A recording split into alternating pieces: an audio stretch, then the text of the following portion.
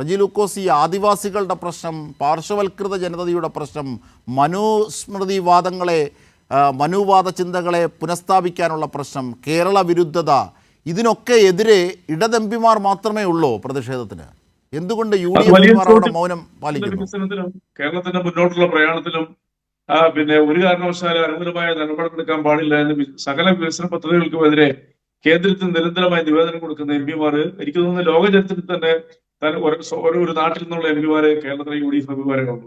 അതുകൊണ്ട് അവർക്ക് ധാർമ്മികമായി യാതൊരു അവകാശവുമില്ല സുരേഷ് ഗോപിയുടെയും ജോർജ് കുര്യന്റെയും ഈ അളിഞ്ഞ പ്രസ്താവനകൾക്ക്, അതും ഭരണഘടന വിരുദ്ധമായ പ്രസ്താവനകൾക്ക്. സത്യപ്രതിജ്ഞ ചെയ്തപ്പോൾ അവർ പറയുന്ന 1-2 വാചകങ്ങളുണ്ട്. അതിനോടൊരു നീതി പോലും കാണിക്കാതെ ഈ മന്ത്രിമാർ പറഞ്ഞത് സത്യത്തിൽ കേരളത്തെ പ്രതിനിധിച്ചാണല്ലോ നമ്മുടെ ലോക്സഭയിൽ ഇരിക്കുന്നതുകൊണ്ട് വളരെ വളരെ നാണക്കേടാണ്. ഈ സുരേഷ് ഗോപിയുടെ വായിൽ നിന്ന് ഇത് ആദ്യമായിട്ടല്ല ഇങ്ങനെ വരുന്നത്. അദ്ദേഹം തൃശ്ശൂർ തെരഞ്ഞെടുപ്പിന്റെ ഒരു സമയത്ത് അദ്ദേഹം പ്രജകളെ കാണാൻ പോകുമെന്ന് പറഞ്ഞു. നോക്കണം, നാട്ടിൽ നിന്ന് പോയില്ലെന്നും താൻ എന്താ പറയുക നാട്ടിലെ ജനങ്ങളിലേക്ക് ഉയർത്തി രാജാവിനേക്കാൾ ഉയരെയാണെന്നും താൻ പ്രജകളെ കാണാൻ പോകുന്ന പറഞ്ഞ് വ്യാപക പ്രതിഷേധം ഉണ്ടായി. എന്നിട്ട് തൃശ്ശൂരിലെ വോട്ടർമാർ ഇദ്ദേഹത്തിന് വോട്ട് ചെയ്തെന്നുള്ളതാണ് ഇന്നും മനസ്സിലാക്കാൻ പറ്റാത്തൊരു വസ്തുത എന്ന് പറയുന്നത്. ഇന്നലെ അദ്ദേഹം പറഞ്ഞത് എന്താ അദ്ദേഹം പറഞ്ഞത്? ആദിവാസി വകുപ്പ് കൈകാര്യം ചെയ്യാൻ ഉന്നത കുലജാതനായ ഒരു മന്ത്രി വേണമെന്നാണ് ഇദ്ദേഹം പറഞ്ഞത്. സത്യസന്ധമായിട്ട് വേണം ഭരണഘടന എന്നെങ്കിലും ഒന്ന് വായിച്ചിരുന്നെങ്കിൽ അദ്ദേഹത്തിന് പറയാൻ പറ്റുമോ? ഇനി ഭരണഘടന വായിക്കണ്ട, ഒരു പരിഷ്കൃത സമൂഹത്തിൽ ചേർന്ന സംസാരമാണോ ഈ സുരേഷ് ഗോപി നടത്തിയത്? എത്ര ലജ്ജാകരമായ സംസാരം! അദ്ദേഹം രാജിവെച്ചു പോകേണ്ട സമയം എന്നേ അതിക്രമിച്ചു. അതായത് രാഷ്ട്രപതി ദ്രൗപദി മുർമുവിനെ പാവം ക്ഷീണിച്ചു പോയി എന്നൊരു രാഷ്ട്രീയ ആരോപണം സോണിയാഗാന്ധിയിൽ നിന്ന് വന്നപ്പോൾ വലിയ പ്രതിഷേധം മോദി അടക്കമുള്ളവർ ഉന്നയിച്ചു. അതിനേക്കാളൊക്കെ എത്രയോ ഭീകരമാണ് രാഷ്ട്രപതി ദ്രൗപദി മുർമു അടക്കമുള്ള ആ മഹതിയെ അടക്കമുള്ളവരെയാണ് അപമാനിച്ചത്. എന്നിട്ട് ഒരക്ഷരം തിരുത്താൻ പ്രധാനമന്ത്രി പറയുന്നില്ല. അതാണ് ജോൺ ബ്രിട്ടാസ് എം പി ചോദിച്ചത്. പ്രധാനമന്ത്രി ആവശ്യപ്പെട്ട് തിരുത്തിക്കൂ തീർച്ചയായിട്ടും നമ്മൾ മനസ്സിലാക്കണം. ജോൺ ബ്രിട്ടാസ് എം പിയെ പോലെ പാർലമെന്റിൽ 1-2 എം പിമാർ കൂടെ ഉണ്ടായിരുന്നെങ്കിൽ ഇന്ത്യൻ പാർലമെന്റ് സുഗമമായിട്ട് മുന്നോട്ട് പോകത്തില്ല. പല കാര്യങ്ങളും അദ്ദേഹം ഈ രാജ്യത്തെ അറിയിച്ചു തന്നെ അദ്ദേഹത്തിന്റെ വാഗ്ദാനങ്ങൾ കൊണ്ട് അദ്ദേഹത്തിന്റെ പഠനപരമായിട്ടുള്ള പ്രസന്റേഷൻ കൊണ്ട്. ഞാനൊരു ഉദാഹരണം പറഞ്ഞ ആ സബ്ജക്റ്റിലേക്ക് ഒന്ന് മാറാം. അതായത് വെങ്കയ്യ നായിഡു ഇന്ത്യയുടെ ഉപരാഷ്ട്രപതിയായി അവസാനം അദ്ദേഹം അറ്റൻഡ് ചെയ്തത് വിജ്ഞാൻ ഭവനിലെ ഒരു വലിയൊരു മീറ്റിംഗിലാണ്. അന്ന് ജോൺ ബ്രിട്ടാസ് എം പി അവിടെ ഇല്ല. അദ്ദേഹം പറയുകയായിരുന്നു കഴിഞ്ഞ കുറെ ദിവസങ്ങളായിട്ട് പാർലമെന്റിൽ ഒരു ഇടതുപക്ഷ എം പി ജോൺ ബ്രിട്ടാസ് അദ്ദേഹത്തിന്റെ പ്രസംഗങ്ങളും നിരീക്ഷണങ്ങളിലോ എന്തുകൊണ്ടാണ് ദേശീയ മാധ്യമങ്ങൾ റിപ്പോർട്ട് ചെയ്യാത്തത്? ഇത്രയും ക്ലാരിറ്റിയോടുകൂടി ഇത്രയും പഠിച്ച് പ്രസന്റ് ചെയ്യുന്ന ഒരു എം പി ഇതുവരെ എന്റെ ഈ 5 വർഷത്തെ ഉപരാഷ്ട്രപതി ഉണ്ടായിട്ടില്ല എന്ന് പറഞ്ഞ ഒരു ഉപരാഷ്ട്രപതി ഉണ്ട്. അദ്ദേഹം BJP നോമിനിയായിരുന്നു, വെങ്കയ്യ നായിഡു, ബഹുമാനപ്പെട്ട.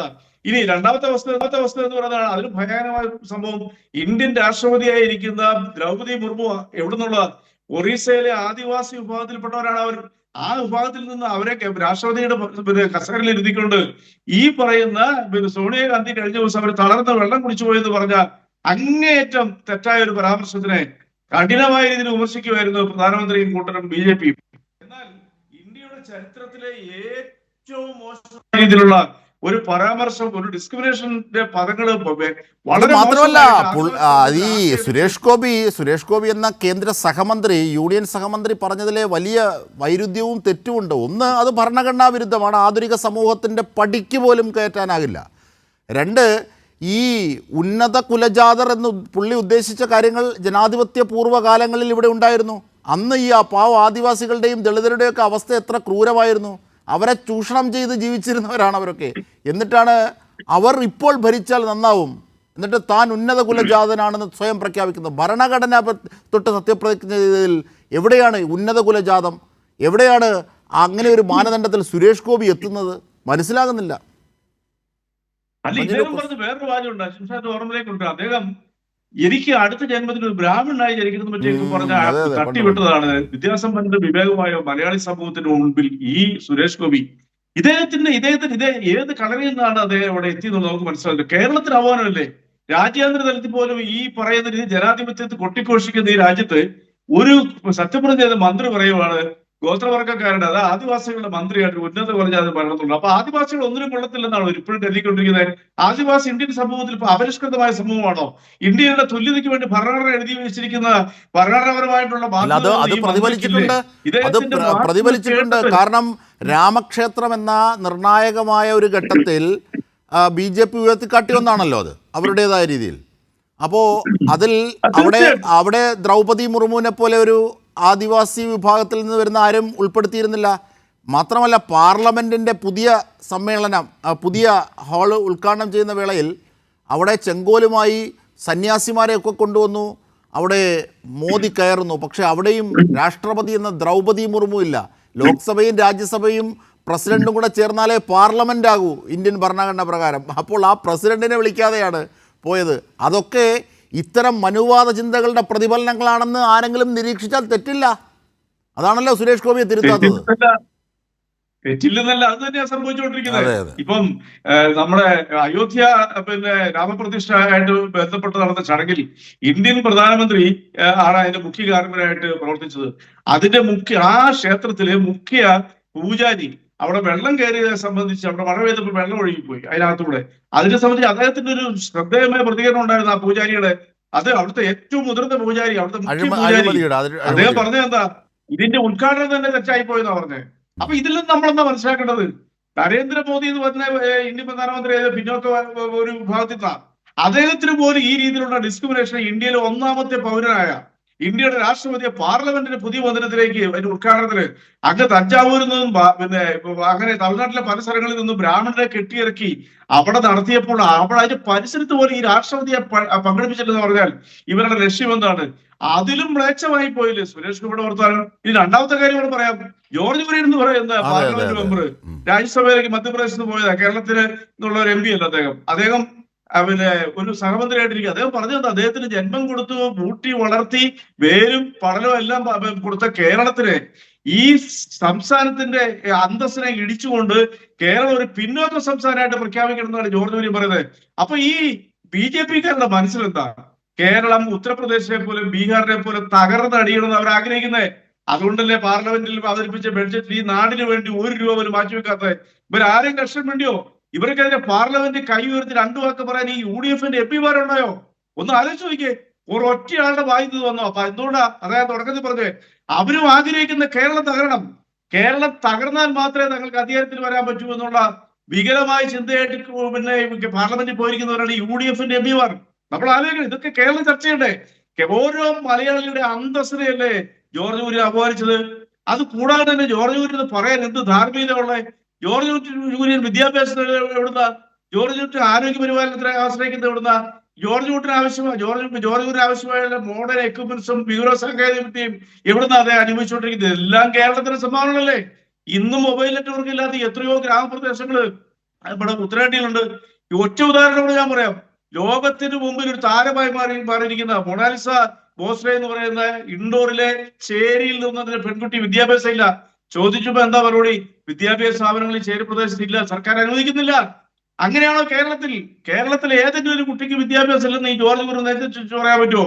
കേരളത്തിൽ ആധുനികമായിട്ടുള്ള മാത്രമല്ല ഈ കേരളത്തെ സംബന്ധിച്ച് കേരളത്തിന് അർഹതപ്പെട്ട അവകാശം ഇവിടെ നിന്ന് പിരിച്ചു കൊണ്ടുപോകുന്ന പണമടക്കം നൽകാൻ ആവശ്യപ്പെടുമ്പോൾ കേരളം പിന്നോക്കമാണെന്ന് സമ്മതിക്കട്ടെ, എഴുതി കൊടുത്താൽ, അതായത് ഓച്ചാനിച്ച് നിന്നാൽ നൽകാം, ഔദാര്യം എന്ന പോലെ അവകാശത്തെ സംബന്ധിച്ച് പറയുകയാണ് ഒരു കേന്ദ്ര സഹമന്ത്രിയാണ് ഇത്. ഇവരെ ക്യാബിനറ്റുമായി ബന്ധപ്പെട്ട കാര്യങ്ങളൊന്നും ഇവരെ അറിയിക്കുന്നില്ല. അതിൻ്റെ ഒരു കോംപ്ലക്സ് കൂടി ഇവർക്കൊക്കെ ഉണ്ട് എന്നൊക്കെയാണ് രാഷ്ട്രീയ നിരീക്ഷകർ പറയുന്നത്. അവർക്കൊരു പ്രാധാന്യമില്ല. ഡൽഹിയിലെ മാധ്യമപ്രവർത്തകർ പലരോട് സംസാരിക്കുമ്പോൾ ഒരു പ്രാധാന്യമില്ല. ഏതെങ്കിലും സദസ്സിൽ പോയി വിട്ടിത്തരം പറയാനല്ലാണ്ട് യാതൊരു വ്യാപകമായ പ്രതിഷേധ ഉത്തരേന്ത്യയിലെ മാധ്യമങ്ങൾ പോലും ഇന്ന് പ്രതികരിച്ചിരിക്കുന്നു. ഈ ജോർജ് കുര്യനെതിരെ ശക്തമായി പ്രതികരിച്ചിരിക്കുന്നു. ജോർജ് കുര്യൻ എന്റെ സുഹൃത്ത്, എന്റെ നാട്ടുകാരോട് കൂടിയാ. ഒന്ന് ആലോചിച്ചു, ജോർജ് കുര്യനെ പോലെ ഒരാള് ഒരു കാര്യം പറയും, മാധ്യമങ്ങൾ എടുത്തു ചോദിച്ചിട്ടും അദ്ദേഹത്തിന് ഒരു കൂസലും ഇല്ല. എത്ര കഷ്ടമാണ്. അതുപോലെ എന്നിട്ട് ചോദ്യങ്ങൾ ചോദിക്കുന്ന കൈരളി TVയെ ആ വാർത്താ സമ്മേളനത്തിൽ അദ്ദേഹം ആക്ഷേപിക്കുകയും ചെയ്യുന്നുണ്ട്. കാരണം ചോദ്യങ്ങളൊക്കെ ചോദിക്കാൻ കൈരളിയെ മാത്രമാണോ ബാക്കിയുള്ളവരെ ഏർപ്പെടുത്തിയിരിക്കുന്നതെന്ന്. കാരണം ബാക്കി മാധ്യമങ്ങളൊക്കെ മൗനമായിരുന്നു അവിടെ. അപ്പോൾ കൈരളി TVയുടെ പ്രതിനിധി മാത്രമാണ് ചോദിച്ചുകൊണ്ടിരുന്നത്. അപ്പോൾ അങ്ങനെ ആക്ഷേപിക്കുകയും ചെയ്തു. അപ്പോൾ കൈരളി TVയെ ആക്ഷേപിക്കുന്നു, കേരളത്തെ ആക്ഷേപിക്കുന്നു, ആദിവാസികളെ ആക്ഷേപിക്കുന്നു. ആ സ്വഭാവം നോക്കൂ. അല്ല, തീർച്ചയായിട്ടും ഒന്ന് ആലോചിക്കണം. തുല്യതയ്ക്ക് തുല്യത കൊടുക്കുന്ന ഒരു സംസ്ഥാനമാണ് കേരളം. ലോകത്തിന് മുമ്പിൽ മാതൃക എല്ലാ ആസ്പെക്റ്റിലും. നമ്മൾ ആരെങ്കിലും ഒരു വ്യക്തിയുടെ അയാൾ ഏത് വിഭാഗത്തിൽപ്പെട്ട ആളാണ്, അയാള് പിന്നോക്കക്കാരാണോ മുന്നോക്കക്കാരാണെന്ന് കേരളത്തിൽ എവിടെയെങ്കിലും ഒരു ഡിസ്ക്രിമിനേഷൻ ഉണ്ടോ? ഉത്തരേന്ത്യയിൽ ഇയാൾ ഭരിക്കുന്ന ഈ മനുഷ്യന്റെ സർക്കാർ ഭരിക്കുന്ന ഉത്തരേന്ത്യൻ ഗ്രാമങ്ങളിൽ ഇന്നും ഈ പിന്നോക്ക വിഭാഗത്തിനെ അകലങ്ങളിലാണ് നിർത്തിയിരിക്കുന്നത്. അവർക്ക് വിദ്യാഭ്യാസ സൗകര്യങ്ങൾ കൊടുക്കുന്നില്ല, അവർക്ക് ആരോഗ്യ മണിപ്പൂരിലെ സംഭവങ്ങൾ നാം കാണുകയല്ലേ, മണിപ്പൂരിലെ സംഭവങ്ങൾ നാം കാണുകയല്ലേ, മനുഷ്യന്റെ തലകൾ കൊയ്തിറക്കിയിട്ടും ഒരു വാക്ക് പോലും മിണ്ടാത്ത പ്രധാനമന്ത്രി അതടക്കമുള്ളവർ. എന്നിട്ട് ഇവർ അല്ല, തീർച്ചയായിട്ടും അതിനകത്ത് വേറെ പറയാം. ഈ ചർച്ചയിൽ ഞാൻ പറയാൻ ആഗ്രഹിക്കാത്ത കാര്യം പറയാം, കാരണം അതിന് ഓർമ്മ വരാത്തുള്ള. യുപിയിൽ കഴിഞ്ഞ 4 ദിവസങ്ങൾക്ക് മുമ്പ് ഒരു കോടതി വിധി വന്നു. അജിത് ഷാദെ അതൊന്ന് ശ്രദ്ധിച്ചു കേൾക്കണം. അജിത് ഷാദ് അറിയാവുന്നതാണ്. തിരുവല്ല സ്വദേശികളായ ഒരു ബൈബിൾ പ്രഭാഷകനും അദ്ദേഹത്തിന്റെ ഭാര്യയും, അദ്ദേഹത്തിന്റെ പേര് പാപ്പച്ചെന്ന്, ഭാര്യയുടെ പേര് ലിജി എന്നാണെന്ന് എനിക്ക് തോന്നുന്നത്. അവര് ഉത്തരേന്ത്യയിലെ ഗ്രാമപ്രദേശങ്ങളിൽ പാവപ്പെട്ട ജനങ്ങളെ ഉദ്ധരിച്ച് അവർക്ക് വിദ്യാഭ്യാസവും ആവശ്യമായ സഹായങ്ങളും കൊടുത്ത് ഇന്ത്യൻ ഭരണഘടന അനുശാസിക്കുന്ന രീതിയിലുള്ള പ്രവർത്തനങ്ങൾ മാത്രം ചെയ്ത് അവിടെ ഒരു BJP അവർക്ക് പരാതി കൊടുത്തു. അതായത് ആ ഗ്രാമപ്രദേശങ്ങളിൽ പ്രവർത്തിക്കുന്ന ആർക്കും പരാതിയില്ല. അവർക്ക് ജീവിതത്തിൽ കാണാത്ത രീതിയിലുള്ള ഫെസിലിറ്റീസ് അവർ അറേഞ്ച് കൊടുത്തു. ആ BJPയുടെ പ്രാദേശിക നേതാവ് പരാതി കൊടുത്തു. എന്താ പരാതി കൊടുത്തിരിക്കുന്നത്? അതാണ് ഏറ്റവും വിചിത്രം. മതപരിവർത്തന നിരോധന നിയമം, പരിവർത്തന നിയമത്തിനെതിരെ നടപടി സ്വീകരിക്കണമെങ്കിൽ ഇന്ത്യൻ പാർലമെന്റിൽ ആ നിയമം ഒന്ന് പൊളിച്ചെഴുതണം നമ്മുടെ ഭരണഘടന. എന്നിട്ട് അലഹാബാദ് ഹൈക്കോടതി 8 മാസങ്ങൾക്ക് ശേഷപ്പോൾ അവർക്ക് ജാമ്യം കൊടുത്തോ പറഞ്ഞോണ്ടല്ലോ, സോഷ്യൽ മീഡിയയിൽ ഇപ്പോൾ പറഞ്ഞെന്താ, ഇത് വെച്ചുകൊണ്ട് ഒരിക്കലും അവർക്കെതിരെ ഒരു നടപടി സ്വീകരിക്കാൻ പറ്റത്തില്ല. അവർ നിരുപാധിക ജാമ്യം കൊടുത്തു. പക്ഷേ അംബേദ്കർ നാട് എന്ന് പറയുന്ന അവിടുത്തെ ഒരു ജില്ലയിലെ കോടതി അദ്ദേഹത്തിന് 5 വർഷം തടവും പിഴയും നോക്കി കൽപ്പിച്ചിരിക്കുന്ന വിധിയാണ് ജയിലിലായി. ഇവിടുത്തെ ഏതെങ്കിലും ഒരു UDF-ന്റെ മന്ത്രിമാർ, ഏതെങ്കിലും ഒരു MP-മാർ ക്രിസ്ത്യാനികൾക്കെതിരെ ഉത്തരേന്ത്യ നടക്കുന്ന ഈ നരനായിട്ടിനെതിരെ അതിക്രമങ്ങൾക്കെതിരെ എന്തെങ്കിലും ഒരു അക്ഷരം വേണ്ടിയിട്ടുണ്ടോ? അതാണ് നമ്മൾ മനസ്സിലാക്കേണ്ടത്. കേരളത്തിലെ ജനങ്ങൾ അറിയണം, ഇവരെ പിന്താങ്ങുന്നവർ അറിയണം. എന്നിട്ടും ഇവർ ഉളുപ്പില്ലാതെ കേരളത്തിൽ വന്നിട്ട് കേരളത്തെ കുറ്റപ്പെടും. റബ്ബർ കർഷകരുടെ ഒരു പ്രശ്നവും ഈ ബജറ്റിൽ പ്രതിഫലിച്ചില്ല. ബീഹാറുണ്ട്, ഡൽഹിയുടെ തെരഞ്ഞെടുപ്പ് മുന്നിൽ കണ്ടുകൊണ്ടുള്ള സൂത്തനിങ് ഒക്കെ ഉണ്ട്. പക്ഷേ റബ്ബർ കർഷകരെ, ഈ നാടിൻ്റെ മലയോര കർഷകരെ അടക്കമുള്ളവരെ തഴയുന്ന ബജറ്റാണ് കണ്ടത്, കേരളത്തെ മാത്രമല്ല. അതിനകത്ത് അത്ഭുതമൊന്നുമില്ല. കാട്ടുകരാറിന്റെ അന്തിമ കരാറിൽ ഒപ്പിട്ടത് നരേന്ദ്രമോദി സർക്കാരാണ്. ആ കരാർ വന്നതിന് ശേഷം ഈ കേരളത്തിലെ പ്രതീക്ഷ ഏൽപ്പിച്ചിരിക്കുന്ന റബ്ബർ കർഷകരുടെ ജീവിതം തന്നെ തകർന്നു.